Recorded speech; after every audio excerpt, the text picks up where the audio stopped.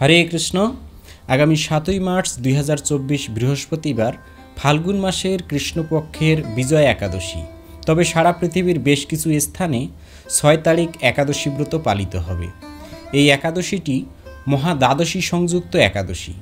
এর জন্য অনেকেই প্রশ্ন করতে পারেন যে একাদশী আগের দিন পরের দিন কেন হচ্ছে, আমাদের পঞ্জিকায় লেখা 6 তারিখ, কেউ আবার 7 তারিখ, এমনটি কেন হচ্ছে। দেখুন, যখন কোনো একাদশী দ্বাদশী সংযুক্ত একাদশী হয় তখন সেই একাদশীকে বৃদ্ধা একাদশী বলা হয়। হ্যাঁ, এই জন্য সেই একাদশীর উপবাসটি একাদশীর পর দিন করতে হয়।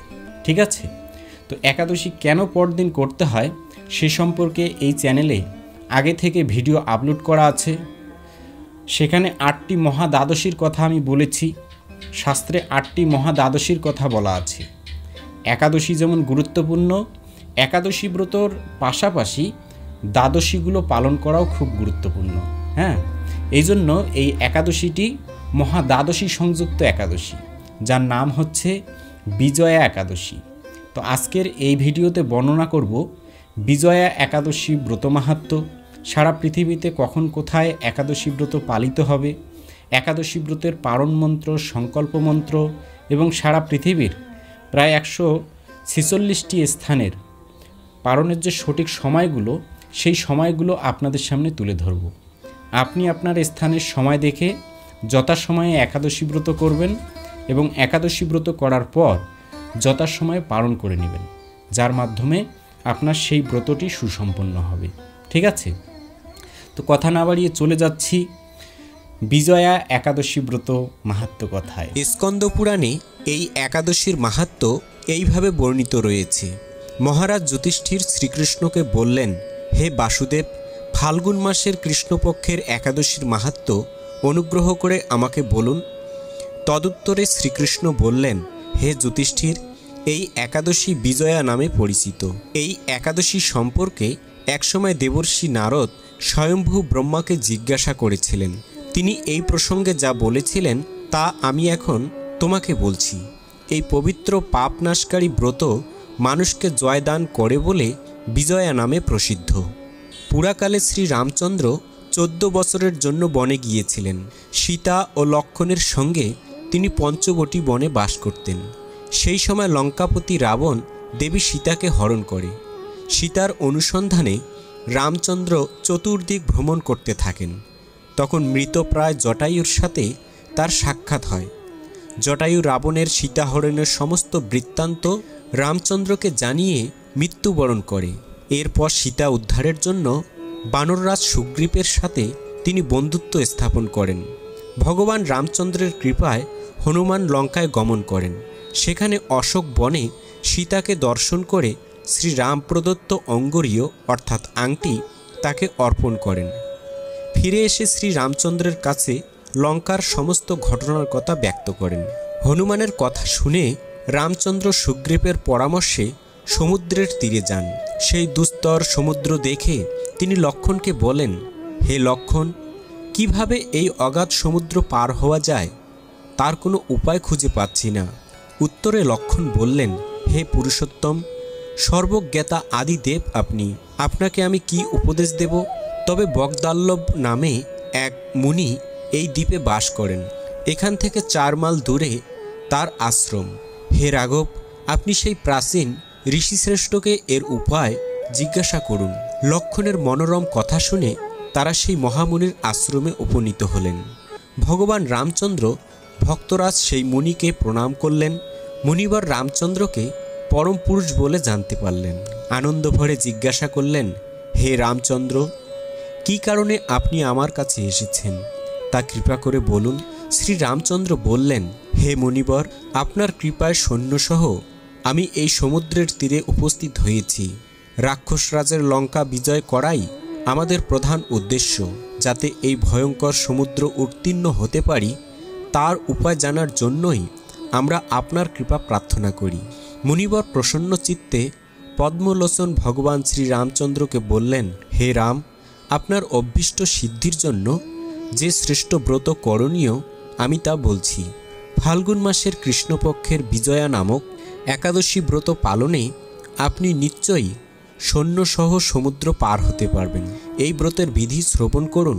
বিজয় লাভের জন্য দশমীর দিন সোনা, রূপা, তামা অথবা মাটির কলস সংগ্রহ করে তাতে জল ও আম্রপাতা দিয়ে সুগন্ধি চন্দন সাজিয়ে তার উপর সোনার নারায়ণ মূর্তি স্থাপন করবেন। একাদশীর দিন যথাবিধি প্রাতঃস্নান করে কলসের গলায় মালা চন্দন পরিয়ে উপযুক্ত স্থানে নারকেল ও গুবাক দিয়ে পূজা করবেন। এরপর গন্ধ, পুষ্প, তুলসী, ধূপ, দীপ, নৈবেদ্য ইত্যাদি দিয়ে পরম ভক্তি সহকারে নারায়ণের পূজা করে হরিকথা কীর্তনে সমস্ত দিন যাপন করবেন। রাত্রি জাগরণ করে অখণ্ড ঘিত প্রদীপ প্রজ্বলিত রাখবেন। দ্বাদশীর দিন সূর্য উদয়ের পর সেই কলস বিসর্জনের জন্য কোনো নদী, সরোবর বা জলাশয়ের কাছে গিয়ে বিধি অনুসারে পূজা নিবেদনের পরে তা বিসর্জন দেবেন। তারপর ওই মূর্তি বেদজ্ঞ ব্রাহ্মণকে দান করবেন। এই ব্রত প্রভাবে নিশ্চয়ই আপনার বিজয় লাভ হবে। ব্রহ্মা বললেন, হে নারদ, মুনির কথা মতো ব্রত অনুষ্ঠানের ফলে তিনি বিজয়ী হয়েছিলেন। সীতা প্রাপ্তি, লঙ্কা জয়, রাবণবধের মাধ্যমে শ্রীরামচন্দ্র অতুল কীর্তি লাভ করেছিলেন। তাই যথাবিধি যে মানুষ এই ব্রত পালন করবেন তাদের এ জগতে জয়লাভ এবং পরজগতে অক্ষয় সুখ সুনিশ্চিত জানবে। হে যুধিষ্ঠির, এই কারণে এই বিজয়া একাদশী ব্রত পালন অবশ্যই কর্তব্য। এই ব্রতকথা শ্রবণ কীর্তন মাত্রই বাজপেয় যজ্ঞের ফল লাভ হয়। হরে কৃষ্ণ। তো এই ছিল বিজয়া একাদশী ব্রত মাহাত্ম্য কথা। এখন সারা পৃথিবীর প্রায় 146টি স্থানের একাদশীর তারিখ এবং পালনের সময়গুলো আপনাদের সামনে প্রদান করছি। আপনি আপনার স্থানের সময় দেখে যথাসময়ে একাদশী ব্রত করবেন এবং একাদশী ব্রত করার পর আপনি দেখবেন আপনার স্থানের নাম অনুসারে এখানে তারিখ দেওয়া আছে, সেটা হচ্ছে একাদশীর তারিখ। আর পাশে যে সময়গুলো দেওয়া আছে সেগুলো হচ্ছে ঘড়ির সময়। ওই সময়ের মধ্যে পঞ্চ রবিশস্য জাতীয় ভগবানকে কিছু ভোগ লাগিয়ে অথবা আগে থেকেই আপনার কাছে যদি কোনো প্রসাদ থাকে আপনি সেটা যদি গ্রহণ করেন তাহলে আপনার সেই ব্রতটি সুসম্পন্ন হলো, যাকে বলা হয় একাদশী ব্রতের পারণ। ঠিক আছে। বাংলাদেশে 7 মার্চ একাদশী ব্রত পালন করে পরদিন সকালবেলা 6:21 থেকে 10:05 মধ্যে পালন করতে হবে। এভাবে চট্টগ্রামে 6:07 থেকে 10:04, ঢাকা 6:13 থেকে 10:10, মায়াপুর 5:51 থেকে 9:48, ইম্ফল 5:30 থেকে 9:26, গুয়াহাটি এবং আসাম 5:39 থেকে 9:35, কলকাতা 5:51 থেকে 9:48, ভুবনেশ্বর এবং উড়িষ্যা 6টা থেকে 9:58, পাটনা 6:05 থেকে 10:02, কাঠমান্ডু 6:20 থেকে 10:16, চেন্নাই এবং তামিলনাড়ু 6:20 থেকে 10:19, নাগপুর 6:28 থেকে 10:25, বৃন্দাবন 6:36 থেকে 10:32, দিল্লি 6:38 থেকে 10:34, হায়দ্রাবাদ এবং তেলেঙ্গানা 6:29 থেকে 10:27, ত্রিভাদ্রম 6:32 থেকে 10:37, কলম্বো 6:20 থেকে 10:21, ব্যাঙ্গালোর এবং কর্ণাটক 6:31 থেকে 10:30, আহমেদাবাদ 6:54 থেকে 10:21, মুম্বাই এবং মহারাষ্ট্র 6:52 থেকে 10:50, উদমপুর 6:48 থেকে 10:43, পুনে 6:48 থেকে 10:46, পশ্চিমবঙ্গ 5:53 থেকে 9:49, বিহার 6:04 থেকে 10:01, ঝাড়খণ্ড 6:04 থেকে 10:01, ছত্তিশগড় 6:17 থেকে 10:14, শিলং এবং মেঘালয় 5:38 থেকে 9:35, মণিপুর 5:30 থেকে 9:26, মিজোরাম 5:33 থেকে 9:30, সিকিম 5:52 থেকে 9:48, আগরতলা এবং ত্রিপুরা 5:40 থেকে 9:37, গুজরাট 7টা থেকে 10:57, কেরালা 6:35 থেকে 10:35, পাঞ্জাব 6:47 থেকে 10:42, রাজস্থান 6:49 থেকে 10:45, মধ্যপ্রদেশ 6:30 থেকে 10:27, উত্তরপ্রদেশ 6:22 থেকে 10:19, হরিয়ানা 6:43 থেকে 10:38, বিশাখাপত্তনম এবং অন্ধ্রপ্রদেশ 6:10 থেকে 10:08, নাগাল্যান্ড 5:28 থেকে 9:24, গোয়া 6:46 থেকে 10:45, অরুণাচল প্রদেশ 5:28 থেকে 9:24, হিমাচল প্রদেশ 6:39 থেকে 10:34, উত্তরাখণ্ড 6:31 থেকে 10:26, জম্মু কাশ্মীর 6:47 থেকে 10:42, আন্দামান নিকোবর দ্বীপপুঞ্জ 5:30 থেকে 9:30, নেপাল 6টা 20 থেকে 10টায় 16, ভুটান 6টা 18 থেকে 10টায় 14, শ্রীলঙ্কা 6টা 20 থেকে 10টায় 21, মালদ্বীপ 6টা 14 থেকে 10টায় 16, মায়ানমার 6টা 19 থেকে 10টায় 17, পাকিস্তান 6টা 27 থেকে 10টায় 21, মালয়েশিয়া 7টা 21 থেকে 11টায় 23, সিঙ্গাপুর 7টা 12 থেকে 11টায় 14, ইন্দোনেশিয়া 5টা 57 থেকে 10টায় 1, ব্রুনেই 6টা 29 থেকে 10টায় 30, থাইল্যান্ড 6টা 30 থেকে 10টায় 29, ভিয়েতনাম 6টা 11 থেকে 10টায় 8, ফিলিপাইন 6টা 8 থেকে 10টায় 7, তাইওয়ান 6টা 9 থেকে 10টায় 6, জাপান 6টা 1 থেকে 9টা 55, দক্ষিণ কোরিয়া 6টা 53 থেকে 10টায় 46, মঙ্গোলিয়া 7টা 19 থেকে 11টায় 8, কম্বোডিয়া 6টা 11 থেকে 10টায় 11, বেলজিং এবং চীন 6টা 36 থেকে 10টা 29, হংকং 6টা 38 থেকে 10টা 35, অস্ট্রেলিয়া 6টা 56 থেকে 11টায় 8, নিউজিল্যান্ড 6টা 10 থেকে 7টায় 52, মরিশাস 6টা 10 থেকে 10টায় 17, পূর্ব আফ্রিকা 6টা 24 থেকে 10টায় 27, ওমান 6টা 21 থেকে 9টায় 50। যে সমস্ত স্থানে 6 মার্চ একাদশী ব্রত পালিত হবে সেই সমস্ত স্থানে পরদিন সকালবেলা এই সময়ের মধ্যে পালন করতে হবে। যেমন সৌদি আরবের সময় অনুযায়ী সকাল 8টা 2 থেকে 10টা 32, বাহরাইন 7টা 2 থেকে 9টা 50, কুয়েত 7টা 2 থেকে 10টায় 1, কাতার 7টা 2 থেকে 9টায় 46, জর্ডন 6টা 2 থেকে 9টায় 50, লেবানন 6টা 2 থেকে 9টায় 52, সাইপ্রাস 6টা 7 থেকে 10টায় 1, রাশিয়া 7টা 4 থেকে 10টা 48, ফিনল্যান্ড 7টা থেকে 10টায় 41, সুইডেন 6টা 26 থেকে 10টায় 8, নরওয়ে 6টা 56 থেকে 10টা 38, ডেনমার্ক 6টা 44 থেকে 10টা 28, পোল্যান্ড 6টা 7 থেকে 9টা 54,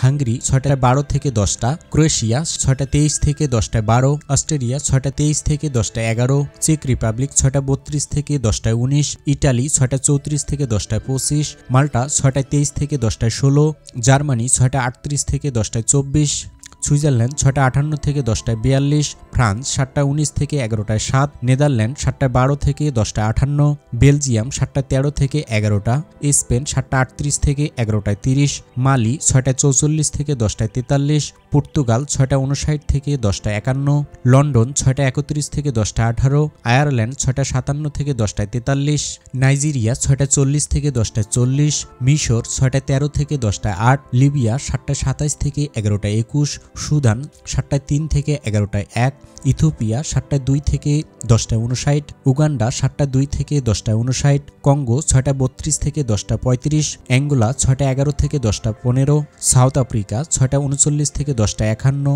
কুর্দিস্তান 7টা 2 থেকে 10টা 18, নিউ ইয়র্ক 6টা 19 থেকে 10টা 11, কানেকটিকাট 6টা 14 থেকে 10টায় 6, নিউ জার্সি 6টা 21 থেকে 10টায় 13, ওয়াশিংটন 6টা 30 থেকে 10টায় 23, নর্থ ক্যারোলিনা 6টা 41 থেকে 10টায় 34, জর্জিয়া 6টা 53 থেকে 10টা 47, ফ্লোরিডা 6টা 48 থেকে 10টায় 43, টেনেসি 6টা 6 থেকে 9টা 59, মিশিগান 7টা 7 থেকে 10টা 58, শিকাগো 6টা 14 থেকে 10টায় 6, ডালাস এবং টেক্সাস 6টা 46 থেকে 10টা 41, মন্ট্রিয়াল 6টা 20 থেকে 10টায় 10, টরন্টো 6টা 43 থেকে 10টায় 33, অন্টারিও 7টা 6 থেকে 10টা 55, অটোয়া 6টা 29 থেকে 10টা 19, মেক্সিকো 6টা 50 থেকে 10টা 48, ব্রাজিল 7টা 13 থেকে 10টা 59, আর্জেন্টিনা 6টা 46 থেকে 10টা 58, চিলি 6টা 36 থেকে 10টা 47, পেরু 6টা 11 থেকে 10টায় 16, কলম্বিয়া 6টা 5 থেকে 10টায় 6, ম্যানিটোবা 7টা 1 থেকে 10টায় 46,